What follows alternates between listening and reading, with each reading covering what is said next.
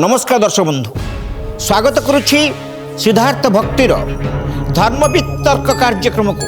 धर्म शास्त्र पुराण संहिता वेद आदि धर्मशास्त्र को नहीं जो मनरे शंका उठे, जो तर्क संबलित कथा मन भितरे उंकी मारे, जो विषय को नहीं हमें बेले बेले संदिहान हो जाऊ, मनरे बारंबार एणुतणु प्रश्न आमको विचलित करे, ताकू नहीं ए धर्म वितर्क कार्यक्रम। आज धर्म वितर्क कार्यक्रम विषय रही अहल्या को गौतम अभिशाप यथार्थ थिला कि ए संपर्क सपक्ष कहया जाई आम सहित रही इंजीनियर सुभाष चंद्र कर, श्रीयुत बिरंची नारायण त्रिपाठी, विपक्ष कहया रही श्रीनिवास आचार्य एवं श्रीयुत प्रमोद कुमार नायक।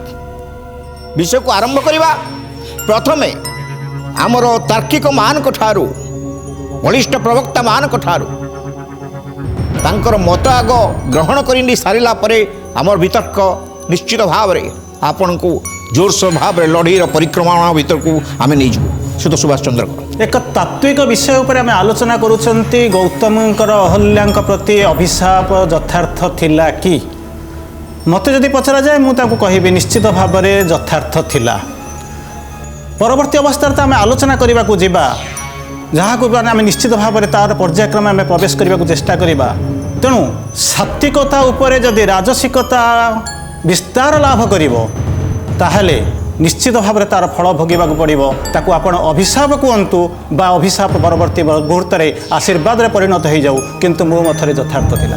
प्रमोद गौतमंकर अहल्या को जो अभिशाप देले ता सामाजिक दृष्टिकोण और तत्कालीन परिस्थिति रे आमे से जो परिस्थिति को अवलोकन कले जहाँ को दोषारोप करने टिके भी कुंठाबोध कलेनी गौतम, यह तांकर यथार्थ थिला बोली मु कहीं मने करूनी।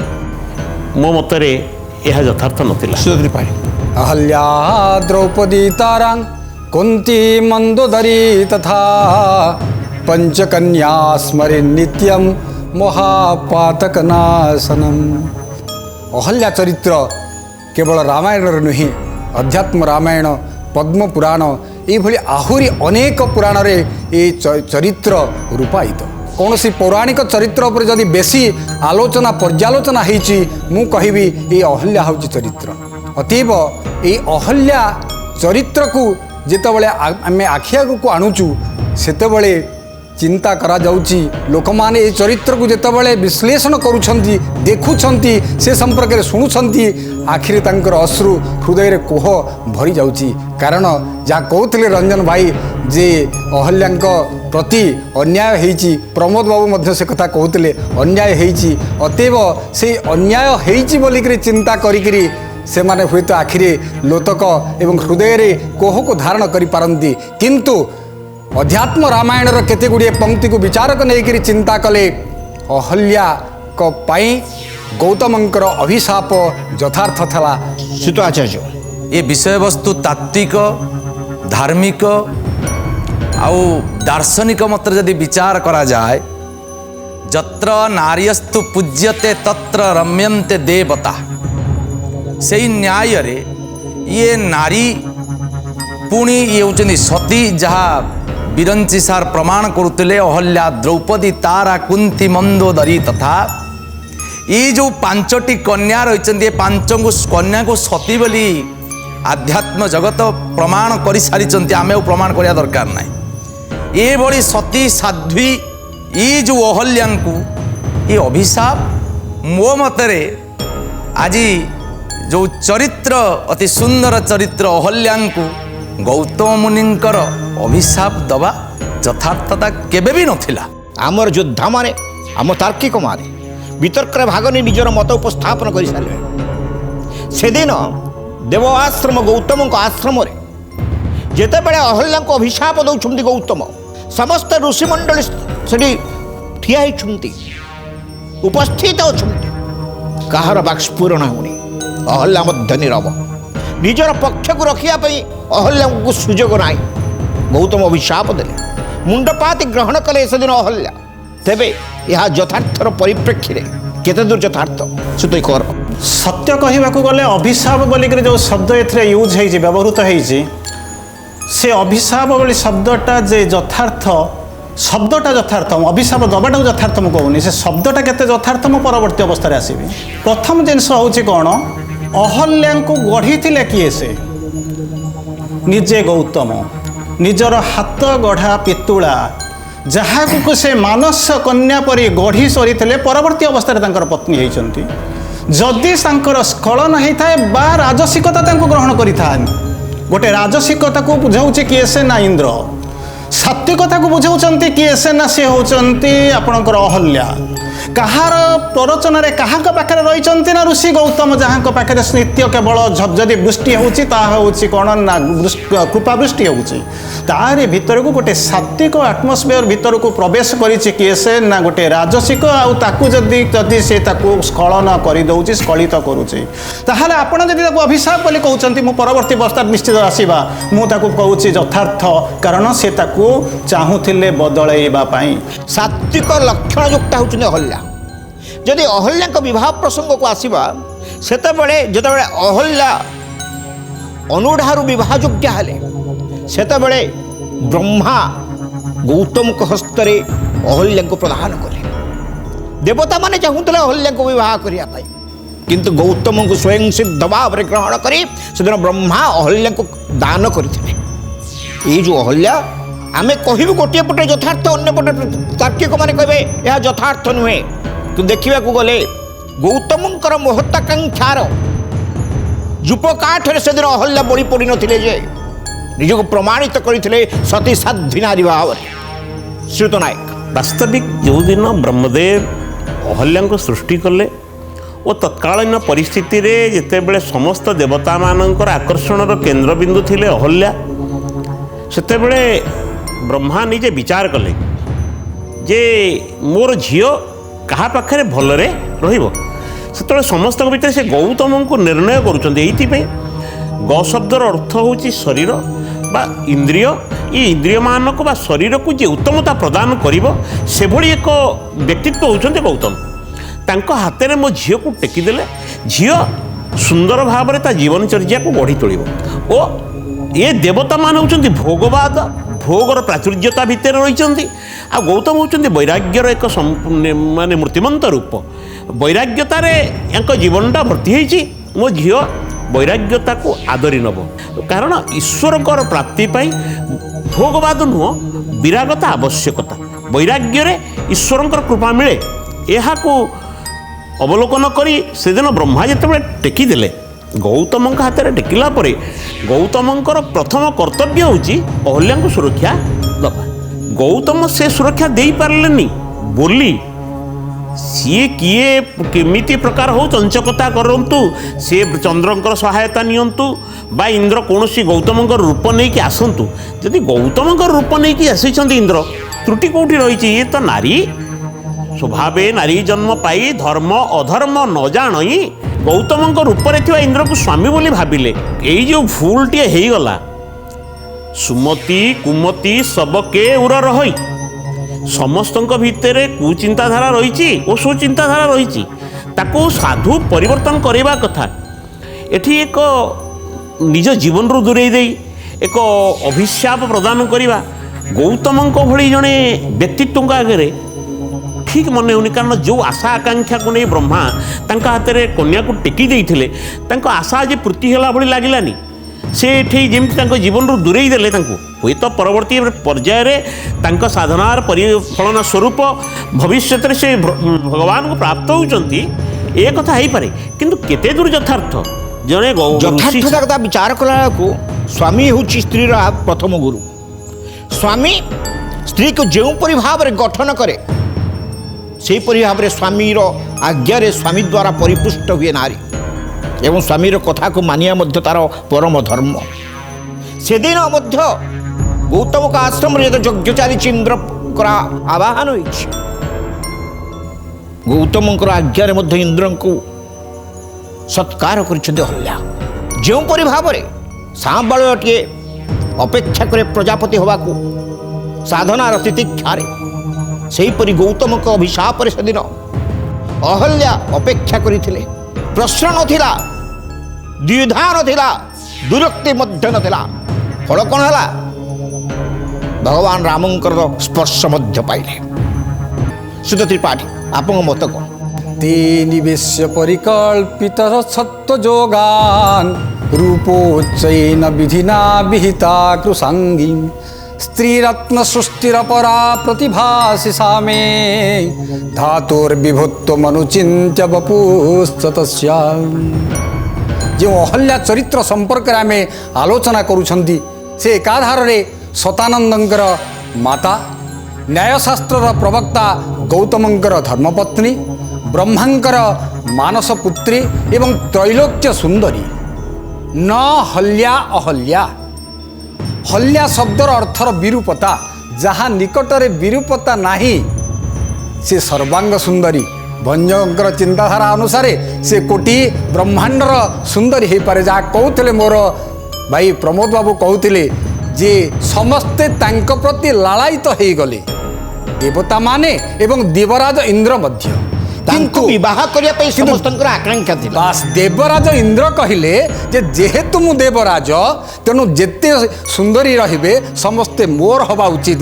ଯେତେବେଳେ ଯଜ୍ଞ ଚାଲିଛନ୍ତି ଗୌତମ ଇନ୍ଦ୍ରଙ୍କର ପରିଚର୍ଯ୍ୟା ପାଇଁ ଅହଲ୍ୟାଙ୍କୁ ନିଯୁକ୍ତ କରିଛନ୍ତି ଏବଂ ସ୍ନାନ କରିବା ପାଇଁ ରାତ୍ରର ଶେଷ ପ୍ରହରରେ ସ୍ନାନ କରିବା ପାଇଁ ମୁନିମାନଙ୍କ ସହିତ ଯେତେବେଳେ ଗୌତମ ଚାଲି ଯାଇଛନ୍ତି ଏହି ସୁବର୍ଣ୍ଣ ସୁଯୋଗକୁ ଅପେକ୍ଷା କରିଥିଲେ इंद्र एवं गौतम मुनिंकर रूप धरिकी से जितेबाला आसी अहल्या निकटरे प्रेम प्रार्थना करिछंती से समय रे अध्यात्म रामायण प्रमाण दियंती जे अहल्यांकर रूपर गर्व टिके होची थिला एवं से अन्य कौनसी विषय वस्तु को विचार को न नेकरी एथिरे सम्मति प्रदान करिछंती। तार उदाहरण स्वरूप मु आपनको सेही श्लोकटी कहिबी।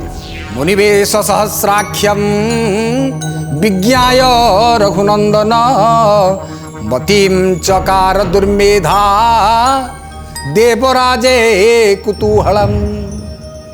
कहिले मुनिवेशम सहस्राख्यम, इंद्रंकु मुनिवेश रे देखी विज्ञाय रघुनंदन विश्वामित्र महाराज कहउछंती राघवेंद्र सरकार को एक कथा जानिकरी मध्य मतिम चकार दुर्मेधा, दुष्ट बुद्धि से अहल्या इंद्रंक ठारे मति करिछंती संपर्क पाए संपर्क प्रार्थना समर्पण कर देइछंती अदे कुतूहलात कौतूहल बसरु एक कथा से करिछंती। अच्छा सेठी गौतम हुंतु बा जे कौन से गोटे स्वामी हुंतु स्त्रीर एभली परिचर्या देखिबा परे ताले से अभिशाप दवाई इच्छा करिवो ना ताको अंतत क्षमा करेदेव। किंतु गौतम जेहेतु न्यायशास्त्र प्रवक्ता से केबे हेले एक न्याय को गोटे बाटरे लगे नाहंती से इंद्र को मध्यम अभिशाप देइछंती अहल्या को मध्य अभिशाप देइछंती जे कहिछंती जे सहस्र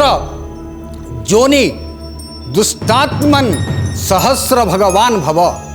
हे दुष्टात्मन इंद्र तुम्हें सहस्र भगवान भव। भग शब्दर अर्थ होची जोनि एवं स्त्री जननेन्द्रिय, तेणु तुम देहरे सहस्र से स्त्री जननेन्द्रिय हे जाऊ। एक कथा तांको अभिशाप देइछंदी इंद्र स्वीकार करिछंदी मु एभली भाबरे भूल कामटे कर देइछि मते क्षमा करंतु हे महात्मा। तांको अभिशाप देइछंदी अहल्यां मध्य अभिशाप देइछंदी। अहल्या जदि दोषी नुहंती ये अभिशाप योग्य नुहंती से जितेबाला गौतम इंद्र को अभिशाप देकरी अहल्या निकट आसी पहुँची सेतबले से थरुछंती कहीं थरुछंती अतएव तांकर मति थिला एवं खाली सेतिक नुहे संपर्क हो सारिबा परे अहल्या मध्य कहिछंती जे हे इंद्र महाराज आपण यथाशीघ्र एठी जाहंतु। आउ गोटे शब्द प्रयोग करछंती ताको स्वतंत्र भाव में अध्यात्म रामायण प्रमाण करती कुतार्थस्मि मु कुतार्थ हेली शीघ्र मिता गच्छ अर्थात आपण एठू शीघ्र पलि जातु एवं आपण को रक्षा करंतु मते मध्य रक्षा करंतु। अतएव अहल्या से परिप्रेक्षी रे कौतूहल बसर हो दोषी हुंती एवं से दोषटा जो स्वामी आखि आगे पड़ी सेठारे गौतम तांको अभिशाप दबाटा आदौ अयथार्थ हो नुहे। ଯେ ଅହଲ୍ୟା କୃତାର୍ଥ ହୋଇଗଲେ ବୋଲି ଇନ୍ଦ୍ରଙ୍କ ପାଖରେ ସ୍ୱୀକାରୋକ୍ତି କରି ଇନ୍ଦ୍ରଙ୍କୁ ଚଞ୍ଚକତା ପୂର୍ବ ଏଠାରୁ ବିଦା ହେବା ପାଇଁ ମଧ୍ୟ ଆହ୍ୱାନ ଦେଉଛନ୍ତି। କିନ୍ତୁ ଏ ପରିପ୍ରେକ୍ଷୀରେ ଗୋଟେ ମନର ମଧ୍ୟରେ ଗୋଟେ ପ୍ରଶ୍ନ ବି ଆସୁଛି, ଯେତେବେଳେ ଇନ୍ଦ୍ରଙ୍କୁ ଅଭ୍ୟାଗତ ଭାବରେ ଆମନ୍ତ୍ରଣ କଲେ ଗୌତମ ଅହଲ୍ୟାଙ୍କୁ ନିର୍ଦ୍ଦେଶ ମଧ୍ୟ ଦେଇଥିଲେ ରହିବେ କେଉଁଠି ଇନ୍ଦ୍ର, ତାଙ୍କ ପାଇଁ ଅଲଗା କୋଠରୀ ତିଆରି ହେଇନଥିଲା ବା ଅଲଗା କୋଠରୀର ବ୍ୟବସ୍ଥା ହୋଇନଥିଲା। ଗୌତମଙ୍କ କୋଠରୀରେ ହିଁ ରହିଥିଲେ ଇନ୍ଦ୍ର। ଯଦି ଇନ୍ଦ୍ର ଅଲଗା କେଉଁଠି ରହିଥାନ୍ତେ ବୋଧହୁଏ ସାହସ କରିପାରିନଥାନ୍ତେ। ତେବେ ସେ ଯାହା ହଉ ଶ୍ରୀ ତ୍ରିପାଠୀ ସୁନ୍ଦର ନିର୍ଦ୍ଦେଶ ଅଧ୍ୟାତ୍ମ ରାମାୟଣ ପ୍ରଦାନ କରୁଛନ୍ତି। ସେ ତ ଆଚାର୍ଯ୍ୟ ଯାହା ହଉ କଥା ଆଗେଇ ଗଲେଣି। ଏ କଥାର ଯାହା ମାଧୁର୍ଯ୍ୟତା ରହିଛନ୍ତି, ଯେଉଁ ଅହଲ୍ୟାଙ୍କୁ ଅଭିଶାପ ଦେବା, ଯେଉଁ ଗୌତମ ମୁନିଙ୍କ ଦ୍ୱାରା ଅପୂର୍ବ ଯଜ୍ଞ ଯାହା ଆୟୋଜନ ଚାଲିଛନ୍ତି, ସେ ଯଜ୍ଞରେ ପ୍ରଥମ ଯଦି ଯଜ୍ଞକୁ ଆମେ ବର୍ଣ୍ଣନା କରିବା ତେବେ ଶାସ୍ତ୍ର ପ୍ରମାଣ କରୁଛନ୍ତି 5 ଜଣଙ୍କ ବିନା ଯଜ୍ଞ ହେଇପାରିବ ନାହିଁ। ସ୍ୱୟଂ ତୁ ଭାବରେ ପଞ୍ଚ ପ୍ରାଣ ପଞ୍ଚ ତତ୍ତ୍ୱ ପୁନଶ୍ଚ ଭାବ ପ୍ରମାଣ କରିଲେ ସେ ଦେବତାଙ୍କ ଭିତରେ ସ୍ୱୟଂ ସୃଷ୍ଟିକର୍ତ୍ତା ପାଳନକର୍ତ୍ତା ସଂହାରକର୍ତ୍ତାଙ୍କ ସହିତ ମୁଖ୍ୟ ଦେବତା ରୁହନ୍ତି, ଯେ କି ଯଜ୍ଞରେ ଯାହାକୁ ବର୍ଣ୍ଣନ କଲେ, ଯାହାକୁ ବଳି ପ୍ରଦାନ ନଦେଲେ, ଯେଉଁ କ୍ଷେତ୍ରପାଳ ବଳି ଯାହା ଆମ ଯଜ୍ଞ ଶାସ୍ତ୍ର ପ୍ରମାଣ କରେ, ସେ ଯଜ୍ଞ ନୁହେଁ, ସେ ଯଜ୍ଞର ପୂର୍ଣ୍ଣତା ଫଳ ମଧ୍ୟ ଆସିବନି। କ'ଣ ସିଏ? ତା ବ୍ରହ୍ମା ବିଷ୍ଣୁ ମହେଶ୍ୱରଙ୍କ ସହିତ ଇନ୍ଦ୍ର ମାଂ ପାତୁ ଦିକ୍ ପୂର୍ବେ ଅଗ୍ନିର୍ଜ୍ୟା ଅଗ୍ନି ଦେବତା, ଇଏ ଇନ୍ଦ୍ର ଆଗ ରହିବେ। ତେଣୁ ଇନ୍ଦ୍ର ତ ନଥିଲେ, ଯଜ୍ଞ କେମିତି ଆସି ମଧ୍ୟମ ଭାଗରେ ପହଞ୍ଚିଲାଣି, ଅପୂର୍ବ ଭାବରେ ଯଜ୍ଞର ଆରମ୍ଭ ମଧ୍ୟ ହେଇସାରିଲାଣି। ଇନ୍ଦ୍ର ସଭା ପଛରେ ଆସୁଛନ୍ତି ଅତିଥି ହେଇକିନି।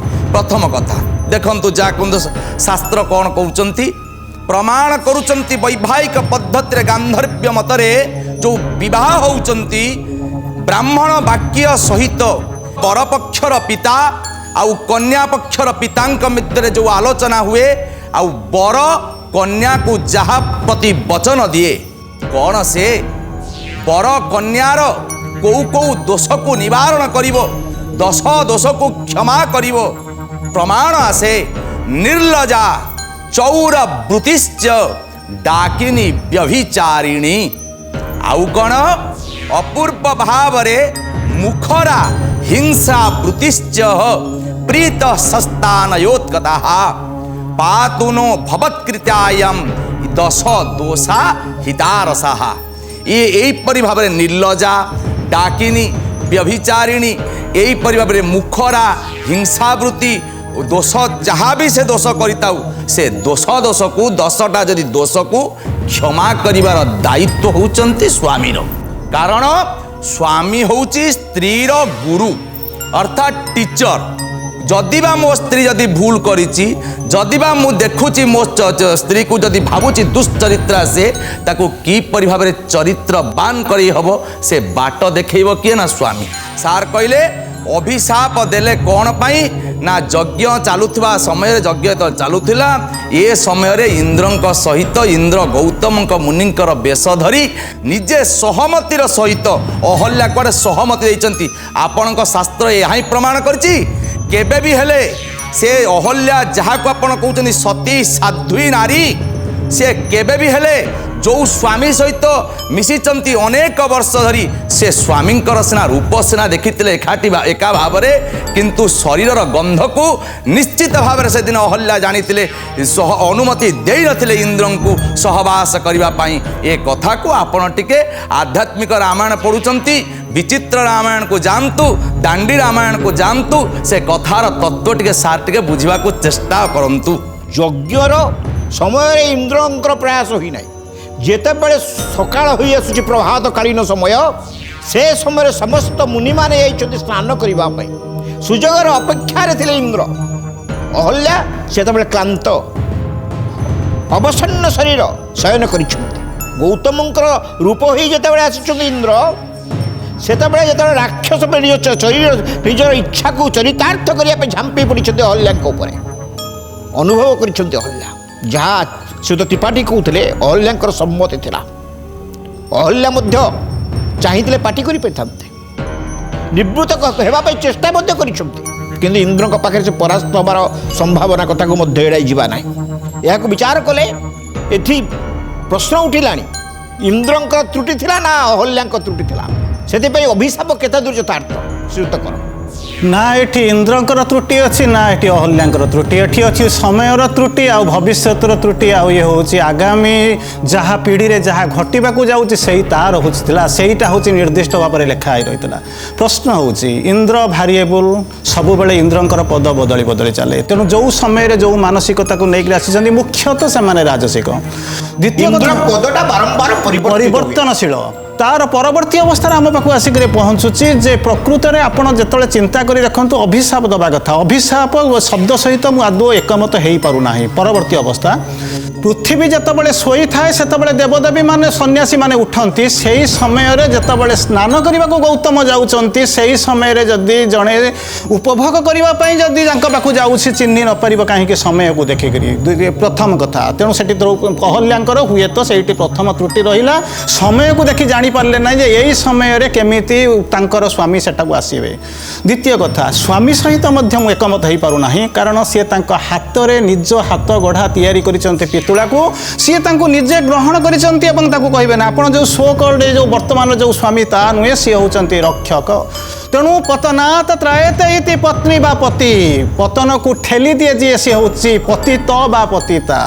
ତେଣୁ ଚିନ୍ତା କରି ଦେଖନ୍ତୁ, ସିଏ ଯେତେବେଳେ ଆପଣମାନଙ୍କର ଏପର୍ଯ୍ୟନ୍ତ ଯେଉଁ ନିର୍ଯାସ ଆସିଲାଣି ସିଏ ଚିତ୍କାର କରୁନଥିଲେ, ଇଏ ଯେଉଁ କହୁଥିଲେ କ'ଣ, ସିଏ ଚାହୁଁଥିଲେ ଯେ ଏଇ ଯେଉଁ ଜିନିଷ ଭିତରେ ଗୋଟିଏ ସ୍ୱାମୀ, ତାପରେ ଅବସନ୍ନ ଭାବ ମଧ୍ୟ ଆସେ କାହା ପାଖରେ ନା ସାଧାରଣ ମଣିଷ ପାଖରେ, ଯିଏ ସାତ୍ବିକତାର ଉପରେ ଅବଶ୍ୟ ଏତିକି ଜିନିଷ ହେଇପାରେ, ସେତେବେଳକୁ ସେ ସତୀ ହେଇନଥିଲେ। ଯେଉଁ ତାରାମୁଣ୍ଡ ଧରି ଆପଣ ଯେଉଁମାନେ ସବୁ କହୁଛନ୍ତି ପଞ୍ଚସଖୀ, ସେତେବେଳକୁ ସେ ସତୀ ହେଇନଥିଲେ। ଆଉ ସତୀତ୍ୱ ପ୍ରଦାନ କଲେ କିଏ ସେ, ଯେତେବେଳେ କ'ଣ ହେଉଛନ୍ତି ତାଙ୍କୁ ଯେତେବେଳେ ମୁକ୍ତି ଦେଲେ ଆଫ୍ଟର ଲିବରେସନ୍ ତାଙ୍କୁ ଡିକ୍ଲେୟାର କରାଗଲା, କିନ୍ତୁ ସାତ୍ବିକତା ତାଙ୍କ ଭିତରେ ଥିଲା। ରାମଙ୍କର ପଦସ୍ପର୍ଶ ପରେ ଯେତେବେଳେ ମଣିଷତ୍ୱ ଲାଭ କଲେ ଏବଂ ପଚରାଗଲା କ'ଣ ଆପଣଙ୍କ ଦରକାର, ନା ମୋ ସ୍ୱାମୀଙ୍କର ପୁର ଦରକାର। ମୁଁ କେଉଁଠିକି ଯିବି ନା ସ୍ୱାମୀଙ୍କ ଆଶ୍ରମକୁ ଯିବି, ସ୍ୱାମୀଙ୍କ ସହିତ ରହିବି। ସେଇଥିପାଇଁ ସ୍ୱାମୀଙ୍କର ଅନୁରକ୍ତା ଅହଲ୍ୟାଙ୍କୁ ଭଗବାନ ରାମ ସେଦିନ ସତୀ ଭାବରେ ସ୍ୱୀକାର କରିଥିଲେ। ସେ ତ ନାଇଁ ଆଧ୍ୟାତ୍ମିକ ରାମାୟଣରେ ଯୋଡ଼ିଏ କଥା ଆପଣ ସାର୍ ଉପସ୍ଥାପନ କଲେ, ଯେଉଁ କଥାକୁ ଆମେ ଆଲୋଚନାର କେନ୍ଦ୍ରବିନ୍ଦୁକୁ ଆଣିବା। ପ୍ରଥମ କଥା, ସେ ମୁନିବେଶ ଧାରଣ କରିକି ଯାଇଛନ୍ତି। ଯଦି ନିଜର ଇଚ୍ଛାକୁ ଚରିତାର୍ଥ କରିବାର ଥିଲା ଇନ୍ଦ୍ରଙ୍କର, ସ୍ୱକୀୟ ବେଶକୁ ପରିତ୍ୟାଗ କରି ସାଧୁର ବେଶକୁ କାହିଁକି ଧରିଲେ? ଭୟ ଥିଲା କାଳେ ଗ୍ରହଣ କରିବେ ନାହିଁ। ତା ମାନେ ସେ ଇନ୍ଦ୍ରଙ୍କୁ ଗ୍ରହଣ କରିବା ପାଇଁ ପ୍ରସ୍ତୁତ ନୁହଁ, ସେ ସ୍ୱାମୀଙ୍କ ସହିତ ସମ୍ପର୍କ ବାଞ୍ଛା କରିଛନ୍ତି। ଦ୍ୱିତୀୟ କଥା, ଆପଣ ସେଇଠି ଆଉ ଗୋଟିଏ କଥା ଉନ୍ମୁକ୍ତ କଲେ ଯେ ପରବର୍ତ୍ତୀ ମୁହୂର୍ତ୍ତରେ ଅହଲ୍ୟା ଅନୁଭବ କଲେଣି ଇଏ ମୋ ସ୍ୱାମୀ ନୁହନ୍ତି, ତାପରେ ଇନ୍ଦ୍ରଙ୍କୁ ପଳେଇ ଯିବାକୁ କହୁଛନ୍ତି। ଠିକ୍ ଅଛି, ଏ କଥାର ଆଗମନରେ ଜାଣିପାରୁଛନ୍ତି ଗୌତମ। ଗୌତମଙ୍କୁ ଯଦି ଆମେ ଜଣେ ଦିବ୍ୟଦ୍ରଷ୍ଟା ବୋଲି ଭାବିବା, ଜଣେ ବୈରାଗ୍ୟ ସମ୍ପନ୍ନ ପ୍ରଭବ ବୋଲି ଭାବିବା, ବ୍ୟକ୍ତିତ୍ୱ ବୋଲି ଭାବିବା, ଗୌତମଙ୍କର ପ୍ରଥମ କର୍ତ୍ତବ୍ୟ ତାଙ୍କୁ ତ ସାନ୍ତ୍ୱନା ଦେବେ, ବୁଝେଇବେ। ଯେଉଁ କଥାକୁ ଟିକେ ପୂର୍ବରୁ ଆଚାର୍ଯ୍ୟ ଭାଇ କହୁଥିଲେ, ଯେତେବେଳେ ପ୍ରତିବଦ୍ଧତାମୂଳକ ଭାବେ ଆମେ ସ୍ତ୍ରୀଟିକି ଗ୍ରହଣ କଲାବେଳେ ତାର ଦୋଷଟା ଦୋଷ କ୍ଷମା କରିବା ବୋଲି ପ୍ରତିଶ୍ରୁତିବଦ୍ଧ ହେଇଛେ, ସେତେବେଳେ କ'ଣ ଗୋଟିଏ ଦୋଷକୁ କ୍ଷମା କରିପାରିବାନି? ଆଜ୍ଞା କିଏ ଦେଖିଥିଲା ଆଜ୍ଞା ଇଏ ଯାଇ ସହବାସ କରୁଥିଲେ ବୋଲି ଇନ୍ଦ୍ରଙ୍କ ସହିତ? ସେଟା ପରବର୍ତ୍ତୀ କଥା। ଯଦି ଶାସ୍ତ୍ରରେ ଲେଖା ହେଇଛି, ଆମେ ଶାସ୍ତ୍ରରେ କ'ଣ ଲେଖିଛି ଆଜ୍ଞା? ଶାସ୍ତ୍ର ଲେଖିଛି, ଏହା ଲେଖିଛି ଯେ କି ଅପୂର୍ବ ଭାବରେ ଏ ଯୋଉ ଭାବନାଟା ଆସିଛି, ଗୌତମ ମୁନିଙ୍କ ଭାବନା ଯୋଉ ଆସିଛି, ସେ ଭାବନାକୁ ବିତର୍କକୁ ଆଣିବାକୁ ପଡ଼ିବ। ଭାଇ ଠିକ୍ ଯାହା ବି ହେଉ, କିନ୍ତୁ ବିଚାର କରିବା କଥା, ସାର୍ ମୁଁ ଦୋଷ କରିଛି, ମୋ କର୍ମଫଳ ମୁଁ ଭୋଗିବି। ମେଡିକାଲରେ ଯାହାର ପିଲା ହବ ସିଏ ପିଲା, କିନ୍ତୁ କୁନ୍ତି ଯାହାକୁ ଜନ୍ମ କରିବ ସିଏ ପିଲା ନୁହେଁ। ଯାହା ବି ହଉନା ଅସ୍ୱୀକାର କରିବା ତ ଆମେ ତ ଏଇ ଯୋଉ ଜିନିଷ ହଉଛି ଆମେ ସୁଭାଷ ଭାଇ ଶୁଣନ୍ତୁ, ଆପଣ ଗୋଟିଏ କଥା ଆମେ କହୁଛେ, ଶାସ୍ତ୍ର ଉନ୍ମୁକ୍ତ କଣ୍ଠରେ ଉଦାତ୍ତ କଣ୍ଠରେ ଘୋଷଣା କଲେ, କର୍ମ ପ୍ରଧାନ ବିଶ୍ୱ କରି ରାଖା, ଯୋ ଯଶ କରହି ତସ ଫଲ ଚାଖା। ମୁଁ ଯେଉଁ କର୍ମ କରିଛି ମୋ କର୍ମଫଳ ତ ମୁଁ ଭୋଗିବି। ଇଏ କର୍ମଫଳ ପାଇଁ ଆପଣ କାହିଁ ଦାୟୀ ହେବେ? ଜଣେ ସାଧୁ ଯିଏ ଦୁଃଖେ ଶୁଣୋତୁ ବିଘ୍ନ ମନା ସୁଖେ ଶୁଣବିତ ସ୍ପୃହା, ଯିଏ ସୁଖରେ ଅଧୀର ନୁହଁ କି ଦୁଃଖରେ ଅସ୍ଥିର ନୁହଁ, ଏଭଳି ସ୍ଥିତି ହେଉଛି ସାଧୁର ସ୍ଥିତି।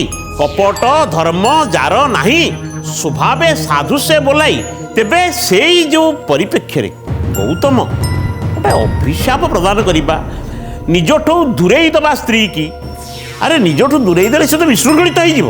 ସ୍ୱାମୀ ହିସାବରେ ସ୍ତ୍ରୀ କି ସମାଧାନ କରିବା ପାଇଁ ବା ତାକୁ ପରିବର୍ତ୍ତିତ କରିବା ପାଇଁ ପାଖରେ ରଖିବି, ଅନୁବନ୍ଧିତ କରିବି, ତାକୁ ଶିକ୍ଷା ଦେବି, ସେଠି ଅଭିଶାପ ଦେବି, ଏହା କାହିଁ ଆଦୌ ସମୀଚୀନ ଲାଗୁନି।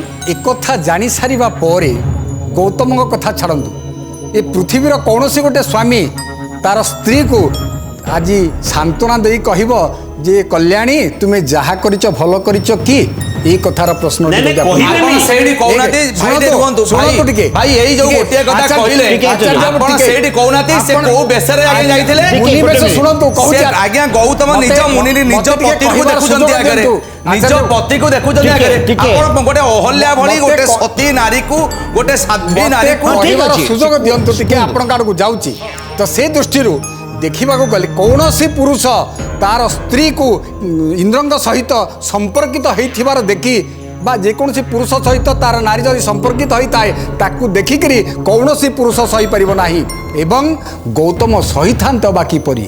ତେଣୁ ସେଥିପାଇଁ ସେ ମଧ୍ୟ ଯାହା ଆମର ଆଚାର୍ଯ୍ୟ କହିଥିଲେ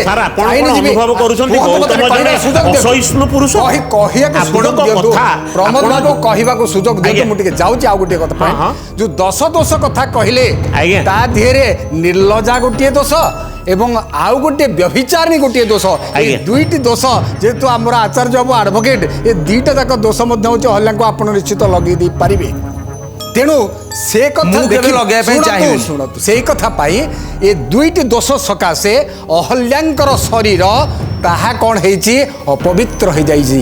তেণু সেথিপাই সে শরীরকু পবিত্র করিবা পাই কি গৌতম ঋষি কণ অভিশাপ ଦେଇଛନ୍ତି যে যদি তুমি জনে ইন্দ্র মুনিবেশ ধারণ করি আসলে মোর রূপ ধারণ করি আসলে তুমি জানি নপারল, কিন্তু এতে দিন ধরি মো সহিত সম্পর্কিত হওয়া পরে হে অহল্যে তুমি কোন তুম স্বামীর গন্ধ তুম স্বামীর আচার ব্যবহার তুমি কোন জানিপারিল না, সেইটি সেইটি তুমি সতী সাধ্বী এবং ইন্দ্রଙ୍କୁ অটকাইবা পাই কি তুম পাখে যথেষ্ট শক্তি থিলা, কিন্তু তুমি তাকে জানিপারিল না।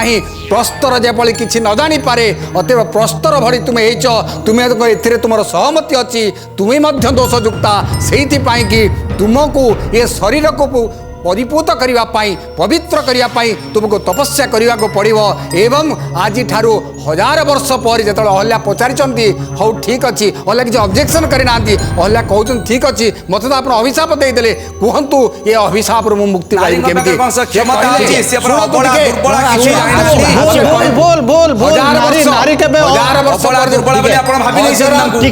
আচার্য শুণতু 1000 বর্ষ পরে রাঘবেন্দ্র সরকার আসবে, সে পর্যন্ত রাম নাম জপ এবং এই প্রস্তর মূর্তি আকারে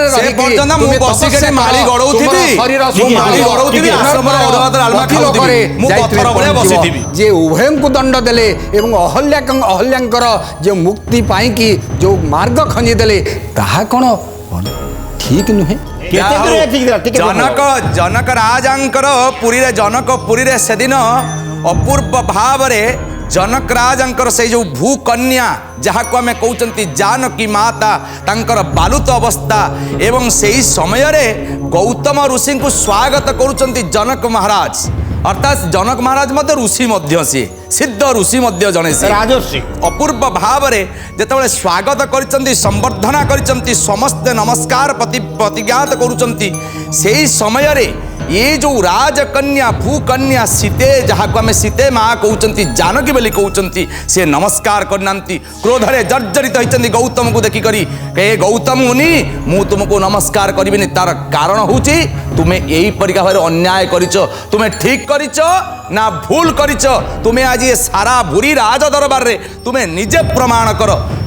कांदिले अश्रु धार धारे गौतम मुनि आखिर बाहर कहले मु अन्याय करिची मु भूल करिची।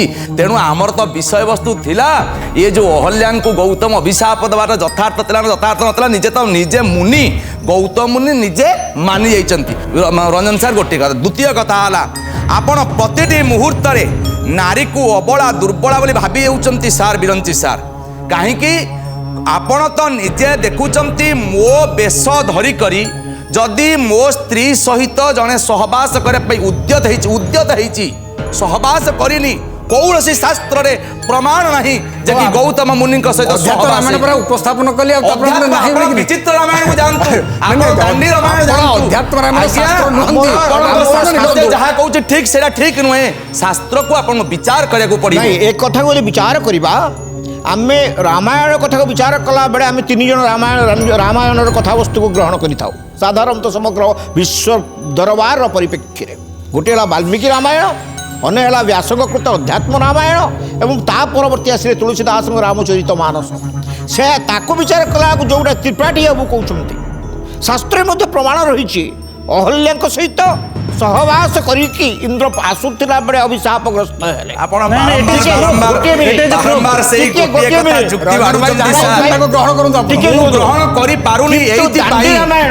दांडी रामायण एवं विचित्र रामायण रे निजर कवि भावना को परिस्फुटित करने बलराम दास दांडी रामायण बहु अलौकिक कथा को जोड़ी बेले विचित्र रामायण रे निजे कवि मध्य स्वीकार कर बहु शरणागतिर तथ्य को उपस्थापित कर विचार कले यह स्वतंत्र कृति ओडिशा साहित्य किंतु विश्व दरबार प्रेक्षी जहाँ शास्त्रकार मैंने कहते जदि गौतम अभिशाप देला जो विषय रही जो कथा को त्रिपाठी अध्यात्म रामायण कथा को उठे सेठी साधनार क्रिया अहल्या को द्रवीभूत करने जड़े गुरु भाव में जदि गौतम चाहती तो भूल नाला बोली कह दुईटा कथा अनेक कंट्रोवर्सी भीतर को आसी सारे प्रथमे तो हूँ आम शास्त्र को ग्रहण करूँ शास्त्र को ग्रहण करूना गुरु आ शिक्षक दुईटा जाक एका जिनस नुहे गुरु माने जार गरिमा अच्छे शिक्षक माने शिक्षा दियंती शिक्षकर धर्म हूँ शिक्षा दबा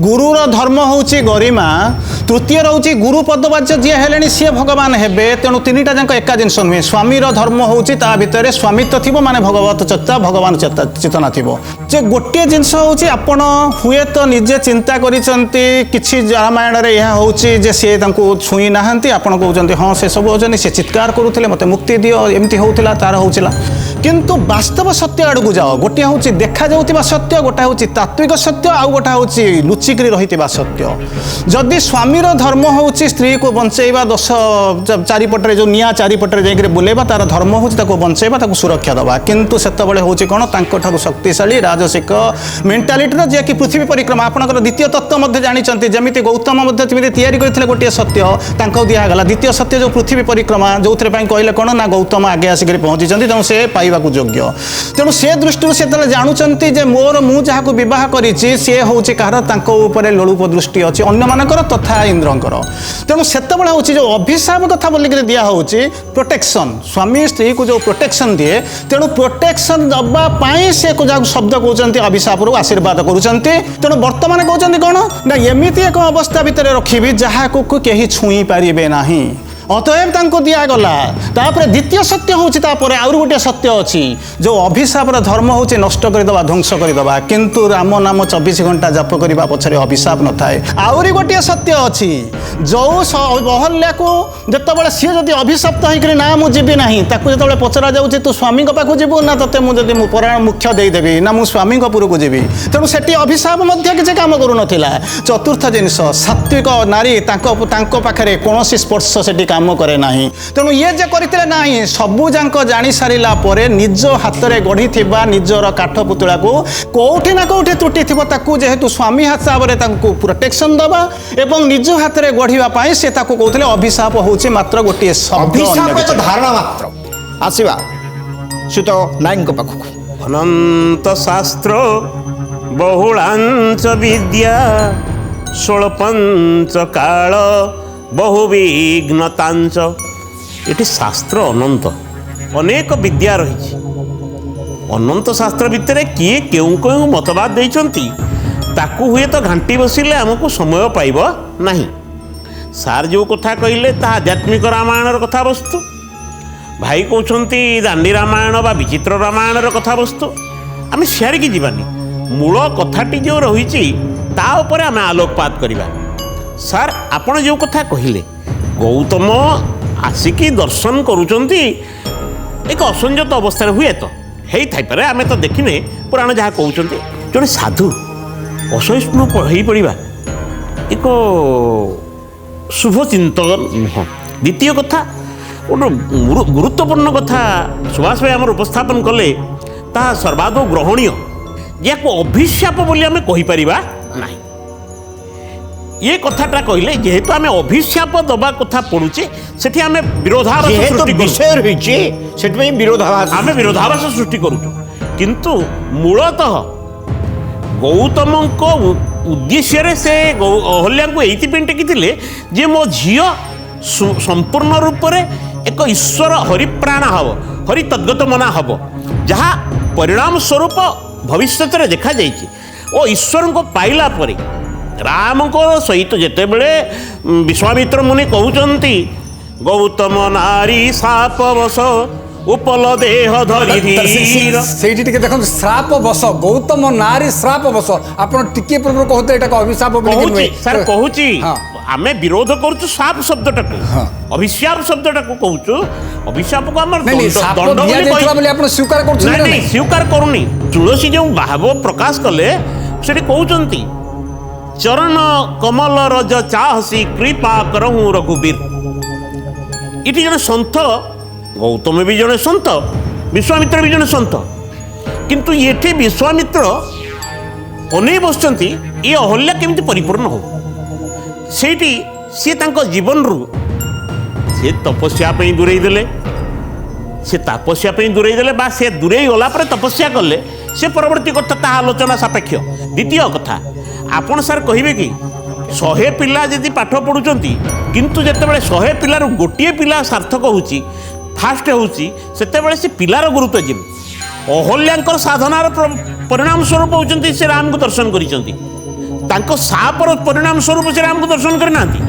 ଆପଣ ତାକୁ ଏହା ସହିତ ଯୋଡ଼ିବା ସମୀଚୀନ ନୁହେଁ। ସାପ ଦେଇ ନଥିଲେ ସେ ପାଷାଣ ତାହା ହେଇନଥାନ୍ତେ। ଗ୍ରହଣ କରୁଛି, ତାକୁ ସାପ ଦେଇନାହାନ୍ତି ସିଏ। ଯଦି ତାହା ତ ମୁଁ ଗ୍ରହଣ କରୁଛି, ତାକୁ ସାପ, ଆମେ ତ ବିରୋଧ କରୁ ସେଇ କଥା। ସେ ଆମେ ତ ଗୌତମ ନାରୀ ଶ୍ରାପ ବସ, ପ୍ରମୋଦ ବାବୁ ଏଇ ଖଣ୍ଡକର ଅର୍ଥ ଆପଣ ଆଗ ଏଇଟାରେ ଉତ୍ତର ଦଉନାହାନ୍ତି। ମୁଁ ସାର୍ ଅସ୍ୱୀକାର ଟିକେ କରିନି। ସାରନ୍ତୁ। ଯେତେ ଶାସ୍ତ୍ର କଥାକୁ ମୁଁ ତାକୁ ଅସ୍ୱୀକାର, ଆପଣଙ୍କର ପ୍ରଥମ କଥାକୁ ମୁଁ ସ୍ୱୀକାର କଲି ଯେ ସିଏ ମୁନିବେଶରେ ଗଲେ, ଦ୍ୱିତୀୟ କଥାକୁ ସ୍ୱୀକାର କଲି ସିଏ ଆନ୍ତରିକ ସ୍ତରରେ ଅନୁଭବ କଲେ, କିନ୍ତୁ ମୋର ତର୍କର ବିଷୟବସ୍ତୁ ମୁଁ ଉପସ୍ଥାପନ କରିବାକୁ ଚାହୁଁଛି, ଯଦି ପ୍ରକୃତରେ ଗୌତମ ଅନୁଭବ କଲେ ମୋ ସ୍ତ୍ରୀ କୌଣସି କାରଣବଶତଃ, କୌଣସି ଏକ ପ୍ରଭାବବଶତଃ, ଯେମିତି ଖରାର ପ୍ରଭାବରୁ ବଞ୍ଚିବା ପାଇଁ ଆମେ ଛତା ବ୍ୟବହାର କରୁଛେ ବା ଶୀତତାପ ନିୟନ୍ତ୍ରିତ ଜିନିଷ ବ୍ୟବହାର କରୁଛେ, ଗୋଟେ ବାହ୍ୟ ପ୍ରଭାବରେ ସେ ପ୍ରଭାବିତ ହେଇଛି, ସେ ପ୍ରଭାବକୁ ହଟେଇ ଦେବା ଦରକାର। ତାହା ନକରି ସେ ନିଜ ପ୍ରଭାବକୁ ଜୀବନ ଦୂରେଇ ହଟେଇବା ଦେବା ଦରକାର, କିନ୍ତୁ ତାହା ନକରି ଅଭିଶାପ ଦେଇଦେଲେ। ସୁଧ ତ୍ରିପାଠୀ ମହୋଦୟ।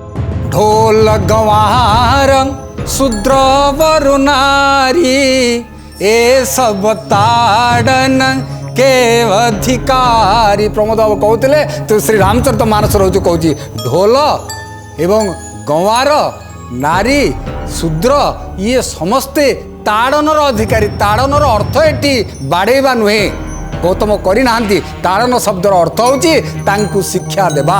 गौतम स्वामी हिसाब से गुरु हिसाब से से शिक्षा देइछन्ति। अतएव दैहिक स्तर आज अहल्या को लेकरी आध्यात्मिक स्तर में पहुँचे देइछन्ति। ताले गौतम स्वामी हिसाब से अभिशाप देकरी कौन भूल कर राम ही चितव सुरेश सुजाना गौतम साप परमहित माना। भगवान राम कर अनुभव से शिला को देखी सारा पर कहले जे मु सुरेशंकर चित्त अर्थात देवराजंकर चित्त को मु देखुची कामार्ता ही प्रकृति कृपणा चेतना चेतनेशु कामीर जो मानसिकता को मु देखुची गौतमंकर मानसिकता होची मैंने देखुची। एवं गौतम ऋषि गौतम श्राप परमहित माना गौतमंकर श्राप को अहल्या कि परमहित मानी। अतएव गौतम अहल्या दैहिक स्तर आध्यात्मिक स्तर को नहीं परवर्ती पर्याय अहल्या कहते मुनि श्राप जदिना अति भल किन्ना परम मनुग्रह में माना देखे भरी लोचन हरि भव मोचन यह लाभ शंकर जाना। अनुभव नारीत्व अहल्याଙ୍କର मुनि श्राप जो दिना अति भल किन्ना शिक्षा देवार आउ कौन किसी बाट नथिला ଆପଣ ଯେହେତୁ ଗୁରୁ ପୋଜିସନରେ ଅଛନ୍ତି, ଆପଣ ଯେହେତୁ ପତି ପଦରେ ଅଛନ୍ତି, ଆପଣ ଗୋଟେ ପଥର କରିଦେଲ। ତାପରେ ଗରୁଡ଼ ପୁରାଣ ବୋଧ ହୁଏ ପ୍ରମାଣ କରୁଛନ୍ତି, ଗରୁଡ଼ ପୁରାଣ କରୁଛନ୍ତି ସାଧୁ ଭାଗବତ ବି ତାକୁ ପ୍ରମାଣ କଲା। ସାଧୁ ବେଶ ଧରିଛ ଗୌତମ ମୁନି କ'ଣ ନା ସାଧୁ ଯେ ମଳୟ ପବନ କାଷ୍ଠକୁ କରନ୍ତି ଚନ୍ଦନ। ସାଧୁଙ୍କର ଗୁଣଗାନ ଆପଣ ଏତେ କରୁଛନ୍ତି। ଗୌତମ ସାଧୁ ଥିଲେ ଯୋଉ ତ ସାଧୁ ଚନ୍ଦନ କରିଦେଲେ। ଭଗବାନ ଚନ୍ଦନ ଶଙ୍କର କରିଦେଲେ। ହଉଛନ୍ତି ସେଇ ପ୍ରକାର ସାଧୁ, ସେଇ ପ୍ରକାର ଠାକୁର ଯିଏ ସମଗ୍ର ବିଶ୍ୱକୁ ହରଣ କରିକି ରଖିଲେ କିନ୍ତୁ କୋଉଠି ପ୍ରକାଶ କରିଲେ ନାହିଁ। ସାଧୁ ଯିଏ ସମସ୍ତ ପାପ ହଉ ଅନ୍ୟାୟକୁ ହଉ ନିଜ ଭିତରେ ରଖିବ, ତାର ପ୍ରତିକାର କେମିତି ହବ, ତାର ସମାଧାନ କେମିତି ହବ, ନିଜେ ସେ ସୂତ୍ର ବାହାର କରିବ। ନୁହେଁ ଯେ କି ପଥର କରିକିରି ଅଭିଶାପ ଦେବେ। ଯେତେବେଳେ ଜାଣିଲେ ଗୌତମ ମୁଁ ଅପରାଧ କରୁଛି, ମୁଁ କରିଛି ମୋ ସ୍ତ୍ରୀ ପ୍ରତି ଅନ୍ୟାୟ କରିଛି, ସେତେବେଳେ ଗୌତମ କେତେ ଥର ଭଗବାନଙ୍କୁ ଡାକିଛନ୍ତି ମୁଁ ଯାହାକୁ ଅଭିଶାପ ଦେଇଛି ସେ ଉଦ୍ଧାର ପାଇବା ପାଇଁ। ସେଦିନ ବିଶ୍ୱାମିତ୍ର ଚିହ୍ନେଇ ଦେଉଛନ୍ତି ପ୍ରଭୁ ଭଗବାନ ମର୍ଯ୍ୟାଦା ପୁରୁଷୋତ୍ତମ ଶ୍ରୀରାମଚନ୍ଦ୍ରଙ୍କୁ, ଏ ଯେଉଁ ପଥର ପ୍ରସ୍ତରକୁ ଦେଖ ଆଉ ଟିକେ ତା ପ୍ରତି କରୁଣାର ନୟନ ଟିକେ ଢାଳି ଦିଅ। ସ୍ତ୍ରୀର ମାନେ ହେଉଛି ସ୍ଥିରତା ଯାହା ପାଖରେ ଅଛି। ଯାହାର ସ୍ଥିରତା ନାହିଁ, ସକାଳେ ଯାଇକରି ଯଦି କାହାକୁ ଗ୍ରହଣ କରିବ ତା ଭିତରେ ସ୍ଥିରତା ନାହିଁ, ସ୍ଥିରତା ଆଣିବା ହେଉଛି ସ୍ୱାମୀର ଧର୍ମ। ମାନସିକ ସ୍ଥିରତା ଏବଂ ଦୈହିକ ସ୍ଥିରତା ଗଲା ଖାଲି ନାହିଁ, ପ୍ରାଣିକ ସ୍ଥିରତା ପ୍ରାଣିକ ଆହୁରି ସ୍ଥିରତା, ଅଧିକ ଆହୁରି ସାଂଘାତିକ ସ୍ଥିରତା ହେଉଛି ପ୍ରାଣିକ ସ୍ଥିରତା। ଦ୍ୱିତୀୟ ଜିନିଷ ପଥର, ତା ଭିତରେ ସ୍ଥିରତା ଅଛି, ତେଣୁ ତାକୁ ପଥର କରି ପଠାଇଲେ। ଉଦ୍ଦେଶ୍ୟ ହେଉଛି ସାଧନା କରିବ, ସାଧୁ ନୁହେଁ।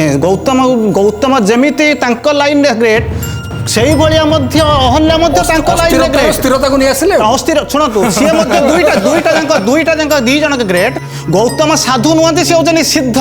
ଆପଣ ଚିନ୍ତା କରୁଛନ୍ତି ଘରେ ରହୁଥିଲେ ଜିନିଷ ବୁଝ କରୁ ନାହିଁ, ପାଠଟା ବୁଝିବାକୁ ଚେଷ୍ଟା କରୁ।